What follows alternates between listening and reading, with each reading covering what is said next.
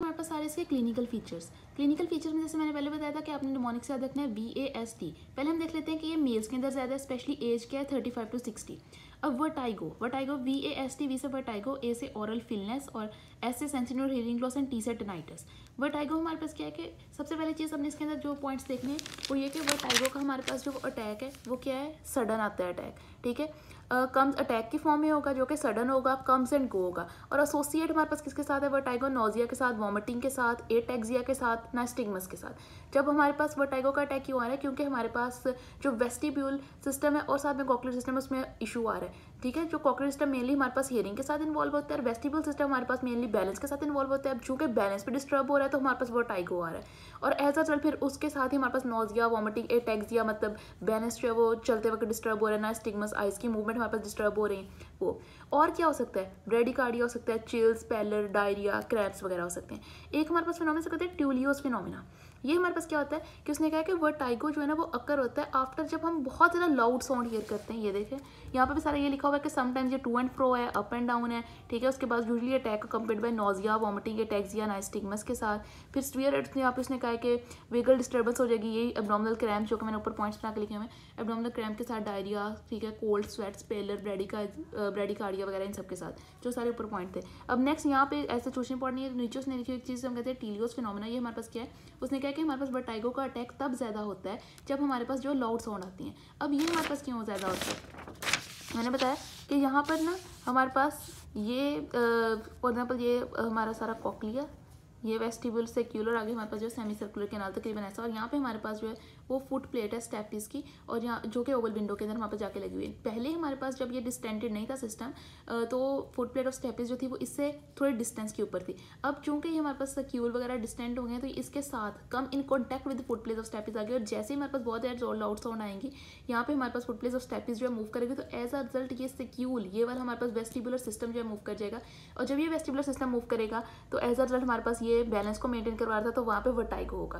तो जब बहुत ज़्यादा लाउड साउंड आएगी, ये ज़्यादा मतलब इसके ऊपर जो फुट प्लेट ऑफ स्टेप इसके ऊपर ज़्यादा अफेक्ट आएगा, तो एज अ रिजल्ट हमारे पास जो है ये ज़्यादा इसको इन टर्न अफेक्ट करेगी, क्योंकि इसके साथ इन कॉन्टैक्ट और हमारे पास जो है ज़्यादा स्वीयर अटैक ऑफ वर्टाइगो होगा। ठीक है, नेक्स्ट हमारे पास आती है हियरिंग लॉस। सेम जैसे कि हमारे पास जो है वो मेनियर्स डिजीज़ के अंदर हमारे पास जो वो सेंसिटिव हियरिंग लॉस होती है, क्योंकि हमारे पास ये जो हियरिंग लॉस है ये इनर ईयर के अंदर हो रही है, तो एज अ रिजल्ट हमारे पास ये सेंसिटिव हियरिंग लॉस है। और पहले क्या होता है, पहले हमारे पास आती है कोई भी आपको तेज से साउंड आपने सुनी है तो आपको अटैक ऑफ वर्टाइगो होगा, and then this attack of vertigo हमारे पास जो है कंपेन करता है जो हियरिंग लॉस है उसके साथ। हियरिंग लॉस ने कहा है कि एकदम से सारी नहीं हो सकती है, आहिस्ता आहिस्ता होती है, रिकरेंट अटैक के साथ जो है ना improvement in hearing loss during remission वो कंप्लीट नहीं हो पाती। पहले ऐसे होता है कि जब स्टार्ट पे आपको अटैक होते हैं तो हियरिंग लॉस आपको होगी, वर्टाइगो के अटैक के बाद फिर ठीक हो जाएगी।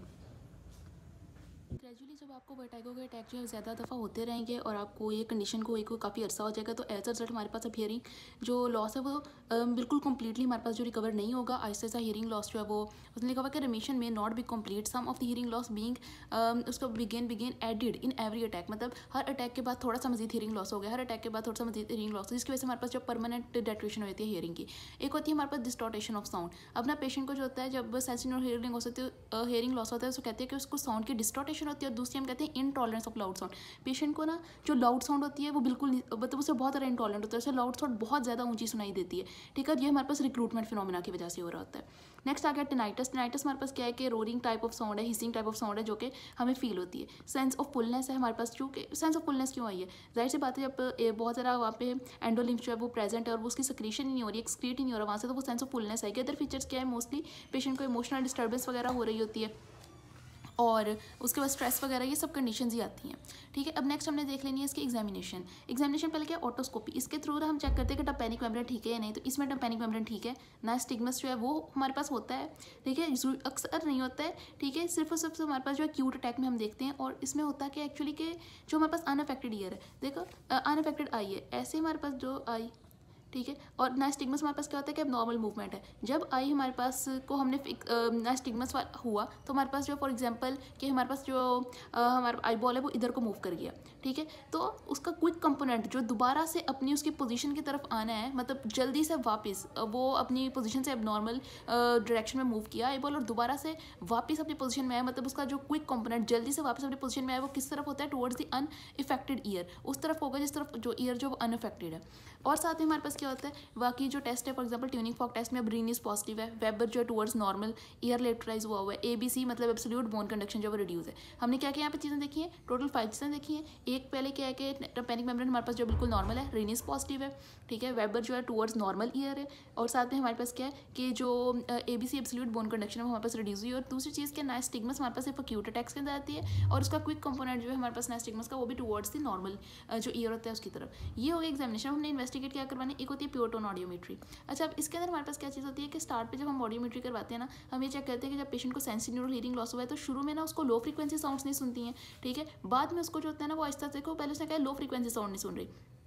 अब ये देखें, यहाँ पे हमारे पास जो आहिस्ता आहिस्ता फ्रीक्वेंसी बढ़ रही है और यहाँ पे हमारे पास जो है साउंड बढ़ रही है। स्टार्ट में जो है वो उसको लो फ्रीक्वेंसी साउंड्स नहीं हमारे पास जो सुनाई दे रही हैं। ये देखें, ये लो फ्रीक्वेंसी साउंड्स हमारे पास जो नहीं सुनाई दे रही हैं, लेकिन हाई जो है वो सुनाई दे रही हैं, ठीक है। जैसे जैसे हमारे पास जो है वो डिजीज़ जो वो आगे प्रोग्रेस करती है, और ये देखिए लो नहीं सुनाई दे रही, ठीक है, लेकिन हाई फ्रीक्वेंसी साउंड्स जो हैं ये हमें सुनाई दे रही हैं। देखो, ये जो लो फ्रीक्वेंसी साउंड्स थी 120, 125, 250, ये फ्रीक्वेंसी जो हमारे पास थोड़ी है। यहाँ पर हमें ना 10 डेसिबल की सुनाई दे रही है, ना 20 डेसिबल की, ना 30 डेसिबल की, ना 40 डेसिबल की, हमें 50 डेसिबल की साउंड सुनाई दे रही है। लेकिन जैसे फ्रीक्वेंसी बढ़ी है 2000, 4000 हुई है तो यहाँ पे हमें 10 डेसिबल की साउंड भी सुनाई दे रही है। मतलब हाई फ्रीक्वेंसी पे हमारा हियरिंग लॉस ठीक हो जाता है। ये लो फ्रीक्वेंसीज थी, यहाँ पर हमें ये वाली सारी साउंड नहीं सुनाई दे रही, ये वाली सुनाई देने लगी है इतने डेसिबल की। जब हाई फ्रीक्वेंसी आ गई तब हमारे पास जो 10 डेसिबल की सुनाई दे रही है, तो हमें स्टार्ट पे क्या आता है, राइजिंग करवाते हैं, ठीक है। ये इसने लिखा हुआ लिखा सका, जैसे जैसे डिजीज़ हमारे पास प्रोग्रेस करती है ना तो आहिस्ता आहिस्ता हमें हाई फ्रीक्वेंसी भी नहीं सुनाई देती, ठीक है। ये देखो, अब ये हाई फ्रीक्वेंसी है ना, यहाँ पर हाई फ्रीक्वेंसी भी हमें सुनाई नहीं दे रही। हाई फ्रीक्वेंसी साउंड 4000 फ्रीक्वेंसी की साउंड भी हमें 90 डेसिबल पे तक नहीं सुनाई दे रही। 8000 डेसिबल की साउंड भी हमें जो 8000 फ्रीक्वेंसी की साउंड भी 90 डेसिबल तक सुनाई नहीं दे रही। मतलब ना 8000 जो फ्रीक्वेंसी की साउंड है ना वो 10 डेसिबल पे सुनाई दे रही है, ना 20 पे, ना 30 पे, ना 40 पे, ना 50 पे। तो एज अ रिजल्ट हमारे पास क्या है, फॉलिंग कर्व यहाँ पे फ्लैट करवाता है। स्टार्ट पे लो फ्रीक्वेंसी नहीं सुनाई देती साउंड्स और राइजिंग कर्व है, हाई दे रही हैं, एंड पे हमारे पास हाई भी देना बंद कर जाती है तो हमारे पास फॉलिंग कर्व या स्ट्रेट कर्व आता है। फिर स्पीच ऑडियोमेट्री हमारे पास में क्या है कि ये प्योर टोन थी, नेक्स्ट स्पीच वाली है। उन्होंने क्या है कि हम दो साउंड में कितना डिस्क्रिमिनेशन कर सकते हैं, ठीक है। वो यूजुअली 55 to 85% होता है बिटवीन द अटैक, मतलब वर्टाइगो का अटैक हुआ, ठीक है, फिर हट गया, और जब ये हटने वाले दरमियान में फेज़ है उसमें हमारे पास जो इतनी % हम साउंड की डिस्क्रिमिनेशन कर सकते हैं, ठीक है। लेकिन जब अटैक हो रहा होता है हमारे पास तब हमारे पास ज़्यादा इंपेयरमेंट होती है। ड्यूरिंग द अटैक और इमीडिएटली आफ्टर अटैक हम जो इतनी साउंड की डिस्क्रिमिनेशन नहीं कर सकते। फिर कुछ ही हमारे पास जो स्पेशल ऑडियोमेट्री टेस्ट है, इसमें हमारे पास रिक्रूटमेंट टेस्ट है, ऐसे सिसी टेस्ट है, ठीक है, टोन जो डीके टेस्ट है वो, और दूसरा MRI कंट्रास्ट करवाते हैं। ये हमारे पास जो वो नीचे भी है, इन्हें ना हम लोग जो रेट्रोकॉक्लियर लेयन और कॉक्लियर लेयन है उसके डिफरेंस के साथ जो वो देख लेंगे, ठीक है। वैसे रिक्रूटमेंट टेस्ट में पॉजिटिव होता है, और सिसी जो है उसमें हमारे पास जो वो स्कोर जो होता है बेटर देन 70% होता है, ठीक है। और उसके बाद MRI जो कंट्रास्ट वो हम भी कम करवाते हैं इन्वेस्टिगेशन वगैरह के लिए।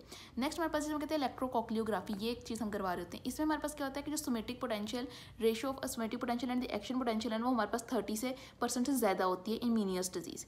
फिर एक कैलोरिक टेस्ट है, ये टेस्ट हमारे पास किस लिए देखते हैं, हम इसे ये चेक करते हैं कि हमारे पास जो सारा इंजीनियर है उसका फंक्शन कितना नॉर्मल है, कितना नॉर्मल नहीं है, ठीक है। और रिड्यूस रिस्पॉन्स हुआ होता है on the affected side in 75% of the cases के अंदर, कि जो सारा इंजीनियर का फंक्शन है वो अफेक्टेड ईयर के अंदर 75% केसेस के अंदर जो है वो कम हुआ होता है। ग्लिसरोल टेस्ट, अब ये हमारे पास क्या टेस्ट है, नॉर्मली ना ग्लिसरोल क्या एक डिहाइड्रेटिंग एजेंट है। अब इसमें हमारे पास हमने कौन से पॉइंट्स देखने हैं, ये सारे पॉइंट्स देखने के हमें पता है ग्लिसरोल डिहाइड्रेटिंग एजेंट है, ठीक है। और जब हम ये देंगे ना तो अगर किसी इंसान को मीनियर्स डिजीज़ है और उसकी वजह से उसका हियरिंग लॉस हो रहा है तो वो 10 डेसिबल तक हियरिंग लॉस जो है ठीक हो जाएगा। 10 डेसिबल तक ठीक होने का मतलब क्या है कि पहले अगर उसे 50 डेसिबल पे साउंड सुनाई दे रही थी ना, 10 डेसिबल तक ठीक हो गया तो उसे 40 डेसिबल पे भी साउंड सुनाई देगी, ठीक है। अब जो हमने यहाँ पे देख लेना है कि एक जब ग्लिसरॉल देते हैं, ग्लिसरॉल डिहाइड्रेटिंग एजेंट है, जो भी हम डिहाइड्रेटिंग एजेंट देंगे वो इन टर्न हमारे पास जो वो क्या करेगा, वहाँ से हमारे पास एंडोलिम्फ को जो है वो डिहाइड्रेट कर देगा, मतलब उसकी प्रोडक्शन कम करवा देगा। जब एंडोलिम्फ कम हो गया तो एज अ रिजल्ट हमारे पास मीनियर डिजीज़ हो क्यों रही थी, जो इशू क्रिएट हो रहा था वो इशू ही हमारे पास जो कम हो गया, तो एज अ रिजल्ट इंप्रूवमेंट हुई थी 10 डेसिबल साउंड की। अब इसके लिए हमने करना कैसे है, पहले ना हमने जो है वो इंसान जो पर्सन है उसकी एक नॉर्मली हमने जो है वो उसका चेक कर लेना है कि हमने जो ग्राफ ले लेना है, एक्स्ट्रा हमने ये ऑडियोग्राम हमारे पास स्पीच डिस्क्रिमिनेशन जो है वो स्कोर हमने चेक कर लेना है बिफोर ग्लिसरॉल देने से पहले, जो हमारा सारा स्पीच का स्कोर है। फिर हमने ग्लिसरॉल देने के 1 से 2 घंटे बाद हमने चेक करना है, तो हमने देखना है कि 10 डेसिबल तक साउंड जो है हमारे पास वो ठीक हुई है। अच्छा, इसके अंदर साथ में हमारे पास ये सिर्फ ये इशू हल नहीं होता है, ठीक है, साथ में हमारे पास जब टिनाइटिस या ओरल फिलनेस की कंडीशन, ऐसी बात है उसने डिहाइड्रेट ही कर दिया तो ओरल फिलनेस की कंडीशन खत्म हो गई, और जब टिनाइटिस भी एज हमारे पास खत्म हो गया। ये बोथ डायग्नोस्टिक प्रोग्नोस्टिक दोनों है, और इसको अलॉन्ग विद इलेक्ट्रोकॉक्लियोग्राफ के साथ हम जो है यूज़ करते हैं। ठीक है, क्या करता है, जब हमने इसको देना कैसे है कि पहले हमने ईयर की ऑडियोग्राम ले लेनी है, फिर देने के बाद जब हमने ग्लिसरॉल देना है उसके 1 से 2 घंटे बाद हमने लेनी है जो ईयर ऑडियोग्राम, तो हमें पता चलना है कि 10 डेसिबल तक साउंड जो है इंप्रूव हुई है। ठीक है, उसके साथ टिनाइटिस और ओरल फिलनेस की कंडीशन भी हमारे पास जो सॉल्व हो जानी है, और डायग्नोस्टिक प्रोग्नोस्टिक दोनों इलेक्ट्रोकॉक्लियोग्राफी के साथ हम इसको देते हैं। नेक्स्ट हमारे पास आती हैं वेरिएंट्स जो है हमारे पास मीनियर्स डिजीज़ के। अच्छा, अभी कॉक्लियर हॉट ड्रॉप है, वेस्टिबुलर है, ड्रॉप अटैक है, और नेक्स्ट हमारे पास हम कहते हैं लिमोइस सिंड्रोम एक्सेट्रा। अब कॉक्लियर हमें क्या शो करवा रहा है, यहाँ पे साफ पता चल रहा है कि यहाँ पे ना सिर्फ कॉक्लिया के सिम्टम्स आएंगे। कॉक्लिया वाले सिम्टम्स हमारे पास क्या है, हियरिंग लॉस है। वेस्टिब्यूल का काम जो था, इसका काम हियरिंग के साथ है, वेस्टिब्यूल का काम हमारे पास जो है वो बैलेंस के साथ है, तो कॉक्लिया वाले सिर्फ सिम्टम्स आएंगे। पेशेंट जो है उसको वेस्टिब्यूल अपसेट है, देखा सिर्फ कॉक्लिया वाले सिम्टम्स है, हमारे पास मीनियर डिजीज प्रेजेंट है, और साथ में सिर्फ कॉक्लिया वाले सिम्टम है, मतलब उसको हियरिंग लॉस है, लेकिन वर्टाइगो वगैरह उसको पर्सन को जो है नहीं है। दूसरी चीज़ का वेस्टिबुलर हाइड्रोप क्या, किसमें अब कॉक्लियर कोई सिम्टम नहीं है, हियरिंग लॉस हमारे पास नहीं है, लेकिन वर्टाइगो वगैरह का उसको अटैक है।